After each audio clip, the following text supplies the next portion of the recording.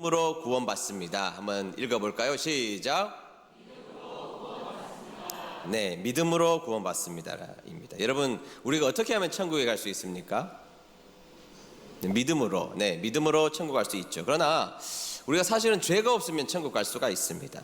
자, 여러분들께서 과거에 지은 죄가 하나도 없고 지금도 죄의 길에 서지도 아니했고 미래에도 나는 죄를 짓고 살지 않겠다라는 분명한 확신이 있다면 여러분들은 다음 주부터 교회 안 나오셔도 됩니다. 네. 그런데 문제는 그 죄의 문제가 우리가 생각하는 것처럼 만만치 않다는 데 있다는 것입니다. 성경에서는 우리의 죄에 대한 목록들을 우리에게 쭉 기록해 놓고 있는데 로마서 1장 26절에서 2장 1절까지 쭉 기록해 놓고 있고 로마서 3장 13절로부터 18절까지도 역시 죄의 내용에 대한 아주 구체적인 사실들을 진술하고 있습니다. 그 내용을 좀 이렇게 쉽게 풀어서 제가 그러나 본문을 해치지 않는 범위 내에서 쉽게 풀어서 여러분들에게 한번 말씀해 드릴 테니까 나는 저 죄에 저촉되지 않는다 그런 생각을 한번 체크해 볼 수 있는 시간이 되었으면 좋겠습니다. 첫 번째 등장하는 것은 동성애입니다. 동성애. 순리대로 하나님의 법칙대로 순리대로 쓰지 않았다. 동성애의 죄에 해당합니까? 그러면 이제 대부분 나는 동성애로부터 자유롭다. 안심이신가요? 자, 그 다음부터 2번부터 보시죠. 의로운 일을 하지 않았다. 정의로운 일 앞에 나는 주저함이 있었다는 거죠. 의롭지 못한 것을 보고도 나는 가만히 있었다. 세 번째는 욕심을 부렸다는 겁니다. 집에 옷이 있는데 매번 옷이 없어집니다. 그래서 옷을 또 사는 역사가 있죠. 요즘에 저도 뭔가 하나 꽂혀가지고 계속 뭔가 사고 싶은 욕망을 끊어낼 수가 없는, 끊어내야죠. 어쨌든 뭐가 사고 싶습니다. 또 그 다음에는 악한 마음을 가졌다. 남이 안 되기를 바라는 마음이 있었다는 것이죠. 또 하나는 다른 사람이 이번에 휴가에 좋은 곳에 가는 것이 괜히 내 마음속에 못마땅해졌다. 다른 집 자식이 잘 되는 꼴을 보니까 내 기분이 이상하게 나빠지는 경험을 하게 되었다. 사람들을 왕따시켜서 고립시킨 적이 가끔 있었다. 사람들과 진짜 싸움을 하고 법적 소송을 했고 말싸움으로 소리를 지른 적이 있었다. 엄마, 아빠, 가족들과 친구들에게 거짓말한 적이 있다. 자, 여러분들 표정을 보니까 이제 죄를 다 지은 것 같아요. 네, 있습니다. 자, 그 다음에 다른 사람에 대해서 안 좋은 쪽으로 말을 한 적이 있다. 의도를 가지고. 네. 그 다음, 내가 가지고 있거나 다른 사람들보다 좀 더 잘난 부분에 있어서 자랑하거나 부지불식간에 의시된 적이 있다. 나쁜 일을 직접 하진 않았지만 마음속으로 나쁜 일을 생각해 본 적이 있다. 부모님에게 순종하지 않았다. 약속을 어겼다. 시간 약속도 어겼다. 불쌍한 자를 보고도 불쌍히 여기지 않았고 친절하지 않았다. 소리를 지르거나 짜증을 내거나 상대에게 상처를 주는 말들을 했다. 자, 여러분, 제가 15가지 목록을 정리했는데 지금까지 하나도 나는 15가지 목록이 평생에 한 번도 저촉되지 않았다. 손 들어 보시죠. 들을까봐 제가 좀 겁이 났습니다.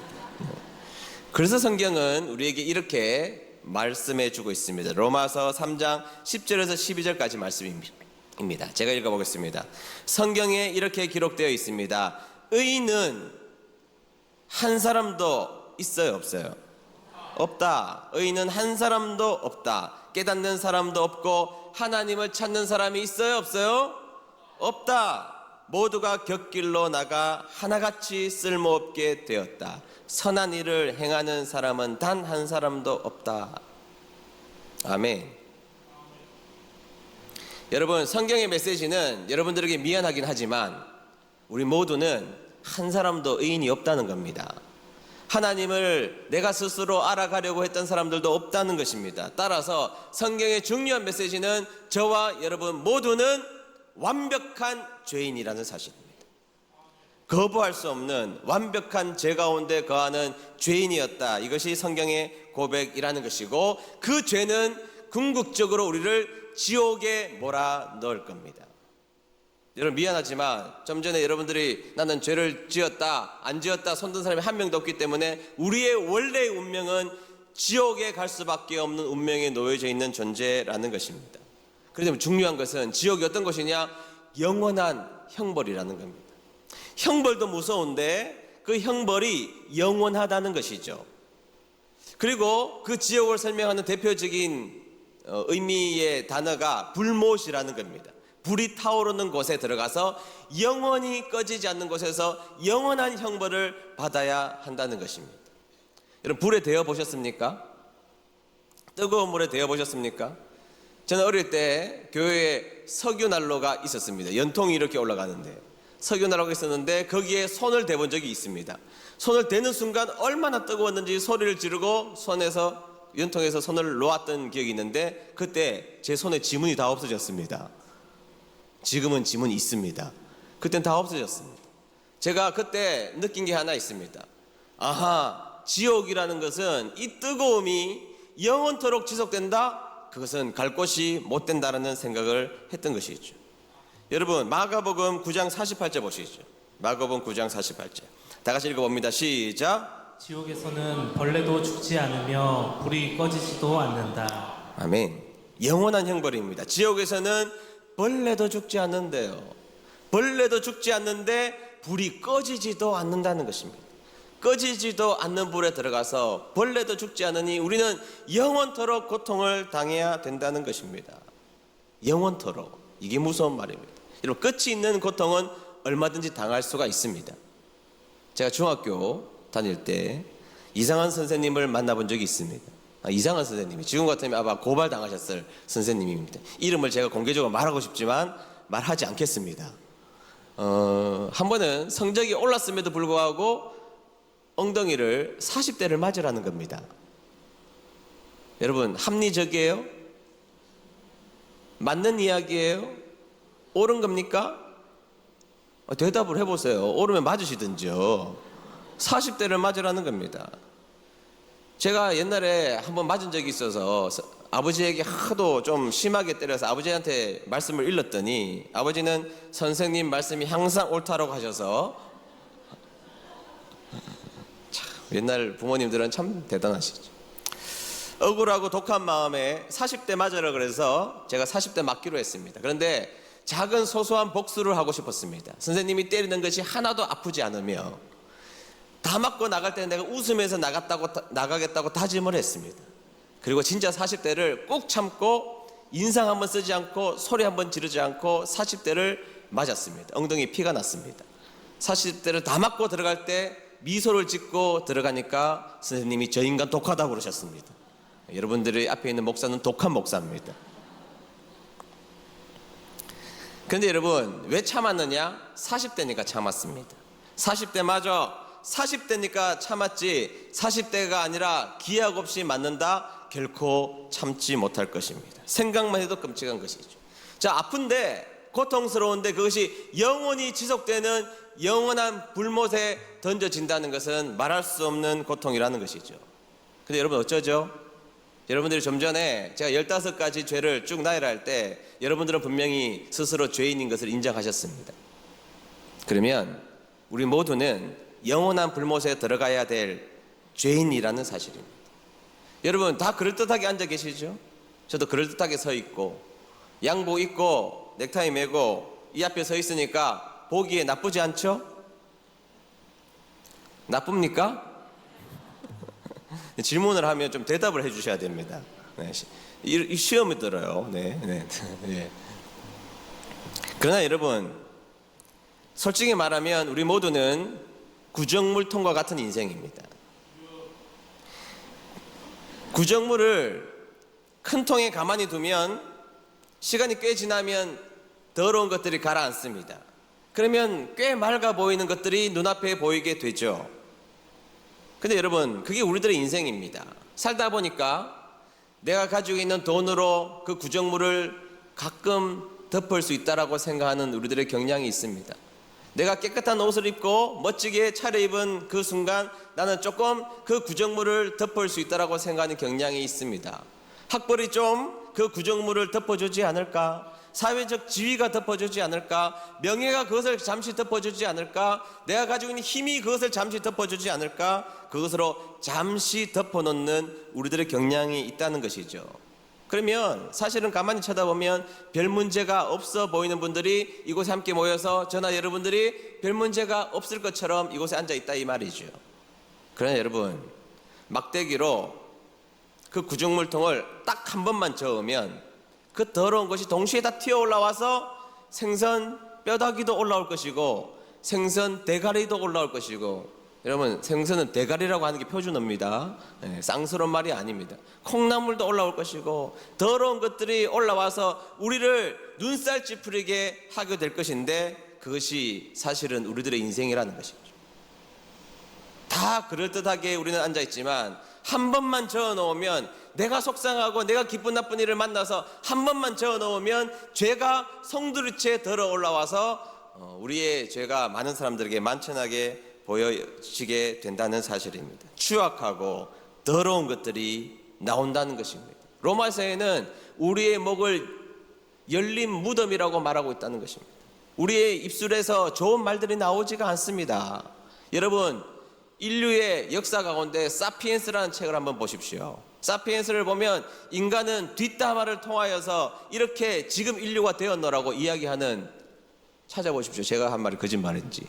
그러면 인간은 그런 존재입니다. 나쁜 일에 대해서 함께 힘을 모으고 도모하는 경향들이 짙은 우리들의 인간의 모습이라는 것이죠. 절망이죠. 그래서 여러분, 로마서 3장 19절 하반절에서 20절까지 보도록 하겠습니다. 제가 읽겠습니다. 그래서 누구든지 변명할 말이 없게 되고, 자, 우리가 죄인이라는 데에서 변명할 수가 없습니다. 온 세상은 하나님의 심판 아래에 있게 됩니다. 그러므로 율법을 지키는 것으로 하나님 앞에 의롭다고 인정받을 사람은 아무도 없습니다. 왜냐하면 율법은 우리가 죄인이라는 사실을 알게 해주기 때문입니다. 아멘. 무슨 말씀입니까? 율법 앞에 서 있는 우리 모두는 그냥 율법에 부딪혀서 우리는 죄인인 것을 확인하는 것뿐입니다. 그 율법을 지켜나가는 나의 행위로는 결코 구원의 자리에 이룰 수 없다는 것이 성경의 증언이라는 것이고, 그 죄의 목록 가운데 우리는 그 그물에 모두가 걸려들어서 죽을 수밖에 없는 존재가 된 것이죠. 다 죽습니다. 영원한 형배를 가야 됩니다. 죄 지었잖아요. 우리 죄 가운데 살고 있잖아요. 지금도. 그런 우리들은 영원히 죽을 수밖에 없어서 영원한 불목 가운데 갈 수밖에 없는 존재고, 이 문제 앞에 우리는 심각하게 생각하고 있지 않은데 큰 문제가 있다는 것이죠. 완전히 절망입니다. 여러분, 죄 앞에 우리는 이기지 못했고, 죄 앞에 무너졌고, 죄 앞에 우리는 승리할 수 없는 존재라는 것을 우리는 깨달을 수밖에 없습니다. 그러면 영원한 형벌에 가야 한다는 것이죠. 근데 여러분, 성경이 감격스러운 것은 이 로마서는 3장 20절까지의 진술로 마치고 있지 않다는 사실입니다. 21절로 넘어갔죠. 21절부터 24절까지 보겠습니다. 제가 읽겠습니다. 그러나 이제는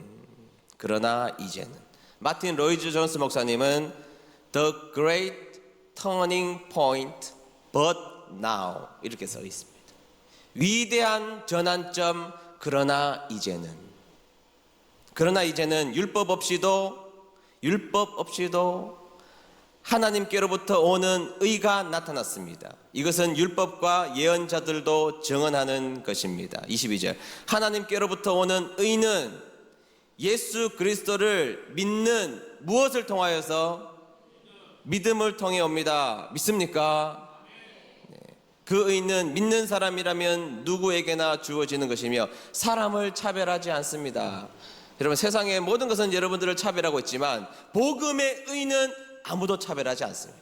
우리가 예수님을 믿는 믿음만 있으면 하나님은 우리를 구원의 자리로 인도해 주신다는 사실 믿는 여러분 되시기를 축복합니다. 23절, 모든 사람이 죄를 지어 하나님의 영광에 이를 수 없게 되었습니다. 24절, 그런 사람이 그리스도 예수께서 주시는 속죄를 통해 하나님의 은혜로 의롭다는 판단을 받습니다. 그것은 하나님께서 거저 주시는 무엇입니까? 선물입니다. 내 노력으로 구원받는 것이 아닙니다. 내 노력으로 내 죄가 없어지는 것이 아닙니다. 내 죄가 없어지는 유일한 방식은 내 죄를 대신하여 죽으신 예수님을 믿는 믿음으로 구원받을 수 있는 것입니다. 그래서 우리는 영원한 불못에 들어가지 않을 자격이 우리에게 부여된 것입니다. 여러분, 예수님을 구주로 영접하셨습니까? 예수님이 여러분들의 죄를 위해서 죽으신 것을 믿습니까? 그러면 결코 예수 안에는 정죄함이 없다는 사실도 믿어야 됩니다. 사탄은 여러분들을 정죄합니다. 여러분들을 참수합니다. 그러나 우리가 예수 안에 있으면 더 이상 우리에게는 정죄함이 없습니다. 내가 예수님을 믿는다는 것은 내 죄를 인정한다는 이야기입니다. 내 죄가 내 스스로 해결할 수 없다는 것을 인정한다는 것입니다. 그리고 예수님을 믿는다는 것은 내 죄를, 그러나 예수님이 십자가에 대신 죽으셔서 용서해 주셨다는 사실을 믿는 것입니다. 그리고 예수님의 용서로 내가 의롭다 칭함을 받은 의인이 되었다는 것을 믿는 것입니다. 그리고 그것을 믿으면 우리는 천국에 갈 수 있다고 분명하게 말씀해 주신 것입니다. 여러분, 유일한 길은 딱 한 가지입니다. 우리가 예수님을 믿어야 천국 갈 수 있습니다. 예수님을 믿어야 영원한 불못에 가지 않을 수가 있습니다.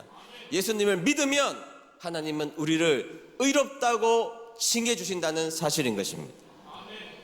예수님을 믿으십니까? 그래서 입술로 고백하는 여러분 되시기를 축복합니다. 그리고 예수님이 십자가에 달리셔서 우리를 위해서 찢기시고 그 몸이 찢기시고 우리를 위해서 흘리신 그 피가 다른 사람이 아닌 바로 나를 위한, 우리를 위한 죽으심이라는 사건임을 믿고 고백하는 것이 우리가 천국에 가는 것이고 오늘 성만찬을 대하는 우리들의 모습인 것입니다.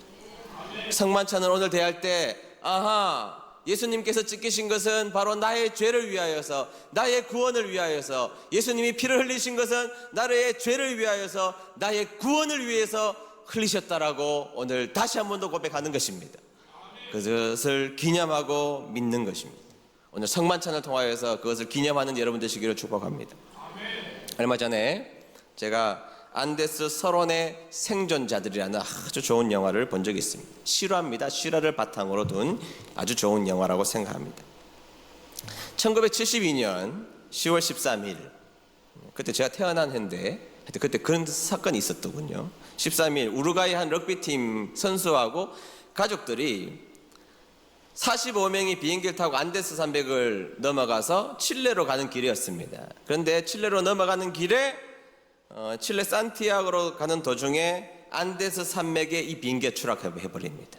그런데 눈이 덮여있는 안데스 산맥이어서 눈 속에 이 비행기가 비상 착륙을 하고 들어가는 바람에 많은 사람이 죽었지만 또 많은 사람이 그곳에서 생존하게 되었던 것이죠. 생존은 했는데 너무 높은 고도에서 산소는 희박하고 너무나 추운 만년설이 있는 그곳에서 추운 곳에 벌벌 떨면서 있을 수밖에 없는 형편이었고 구조는 이미 포기가 되었습니다. 10일 만에 더 이상 구조는 비바람, 눈 때문에 할 수가 없다라고 정부는 선언했고 구조는 포기된 상태였던 것이죠. 생존자들이 그곳에서 열악한 환경 속에서 생존을 위한 싸움을 하게 되었고 눈으로 가득 찬 그곳에서 무려 72일간을 싸워냅니다. 72일간 그곳에서 죽음을 건 사투의 싸움을 하게 되죠. 여러분, 말이 생존이지 먹을 것은 이미 없습니다. 비행기 내에 있는 먹을 것은 10일 만에 아껴 먹었지만 동이나 버리고 말았고 물은 눈을 녹여서 먹으면 되지만 더 이상 양식이 없었던 것이죠. 그리고 그 추위에 몸서리치는 고통을 그 생존자들이 겪게 되었던 것이죠. 중요한 것은 더 이상 먹을 것을 찾을 수가 없었다는 겁니다. 그리고 그들이 리더들과 함께 결정을 합니다.